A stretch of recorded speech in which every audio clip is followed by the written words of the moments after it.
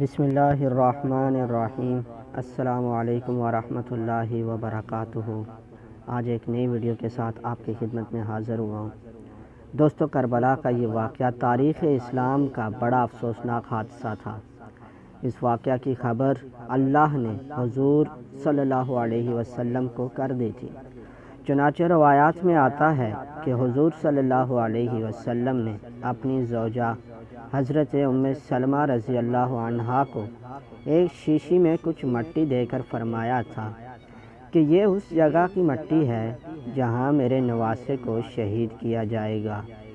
جب وہ شہید ہوگا تو یہ مٹی خون کی طرح سرخ ہو جائے گی۔ کربلا کے واقعے کے وقت حضرت ام سلمہ رضی اللہ عنہا زندہ تھی، اور جس وقت امام حسین علیہ السلام شہید ہوئے، یہ مٹی خون کی طرح سرخ اور مائع ہو گئی تھی۔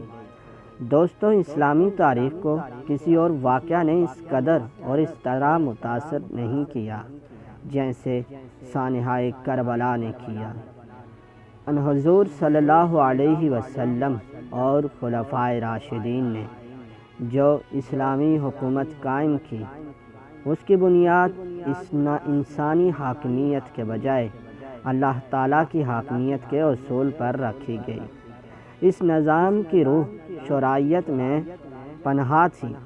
اسلامی تعلیمات کا بنیادی مقصد بنی نوع انسان کو شخصی غلامی سے نکال کر خدا پرستی، حریت فکر، انسان دوستی، مساوات اور اخوت و محبت کا درس دینا تھا۔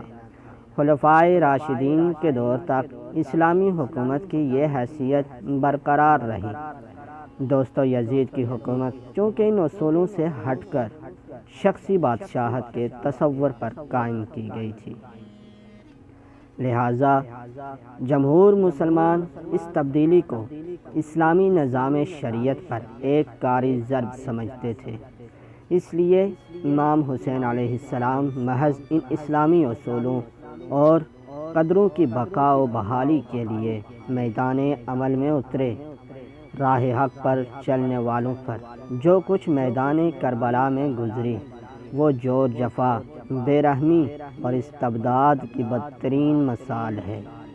نواسۂ رسول صلی اللہ علیہ وسلم کو میدان کربلا میں بھوکا پیاسا رکھ کر جس بے دردی سے شہید کر کے ان کے جسم اور سر کی بے حرمتی کی گئی، اخلاقی لحاظ سے بھی تاریخ اسلام میں اولین اور بدترین مثال ہے۔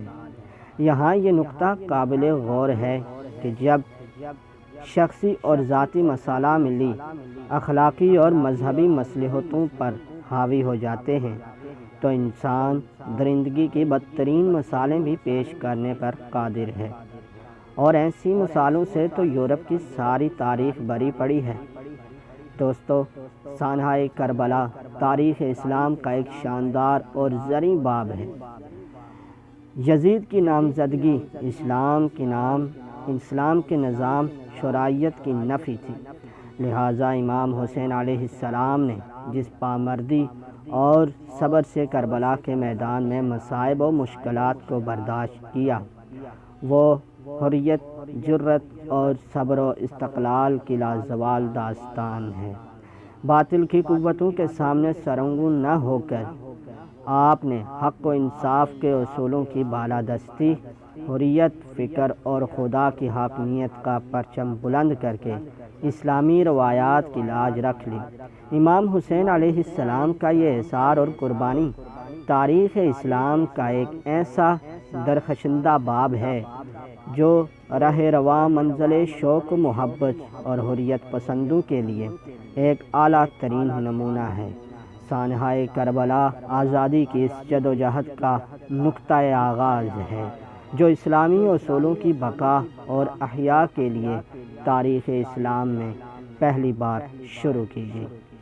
امید کرتا ہوں کہ اس واقعے سے آپ کو بہت کچھ سیکھنے کو ملا ہوگا۔ آپ سے گزارش ہے کہ میرے یوٹیوب چینل کو سبسکرائب کریں، ویڈیو کو لائک اور شیئر کریں۔ مزید ایسی اسلامی واقعات کو سننے کے لیے ہمارے چینل کو سبسکرائب کریں اور بیل آئیکن کا بٹن دبائیں۔